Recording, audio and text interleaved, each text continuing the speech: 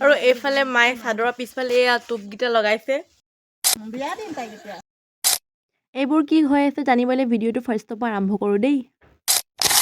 তো hello' everyone and নমস্কাৰ। এয়া ৰাতিপুৱাৰ দৃশ্য আৰু মই ৰাতিপুৱা শুই উঠিয়ে মাক তেল মাৰিব আহিছোঁ, কিন্তু মায়ে কৈছে যে কি হয় এইকেইটা অঁ দহি দহি কৰিছে মায়ে, দহি বাটে ন, দহি বাতিছে এয়া মায়ে, মানে টোপ লগাইছে পিছফালে। মই আকৌ লাগি গ'লোঁ, কিন্তু 1 মিনিট, তেল মাৰিছোঁ কিয়? পিকনিক যাবলৈ। আৰু এইবাৰ মাৰ খং উঠি গৈছে, মাৰ এংগ্ৰি মুড অন হৈ গৈছে। সেইকাৰণে মই থুটমুক চেলেকি আঁতৰি আহিছোঁ, কাৰণ এনেকুৱা সময়ত ওচৰত ৰখি থকাটো ৰিক্সৰ কথা ভাই। আৰু এইফালে দেখোঁ যে ইহঁতৰ গা পা ঠাণ্ডা গুচাই নাই, জুইৰ পৰা আঁতৰাই নাই। অ' বাপৰে, এইজনীক চাওক পুৰা ছুপাৰ ওমেন। আজিতো খুৰাই পুৰা হাকনি বাৰী নিৰ্মাণ কৰিহে এৰিব। তাৰপাছত মই ওলাইছোঁ বিশেষ কামত, মানে মোক ৰাতিপুৱাই পঠাইছিলে ধান ৰ'দত দিবলৈ, কিন্তু মই গৈ আছোঁ 12টা বজাত। আজি মোক দিলে আৰু দাদীয়ে। দাদী কি কৰিছে? হা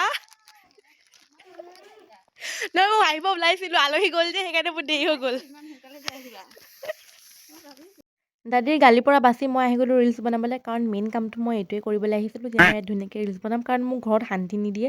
তাৰপৰা ৰিলচ বনাই মেলি মই ঘৰলৈ গ'লোঁ, আৰু এয়া হৈছে ৰাতিৰ দৃশ্য। ইহঁতে মোক নোকোৱাকৈ মনে মনে আলু পুৰি খাম বুলি ভাবিছিলে, আৰু ইমানতে মোৰ আৱিৰ্ভাৱ ঘটি গ'ল, আৰু বাধ্যত পৰি ইহঁতে মোক এটা আলু দি কাম নিপটাই দিলে।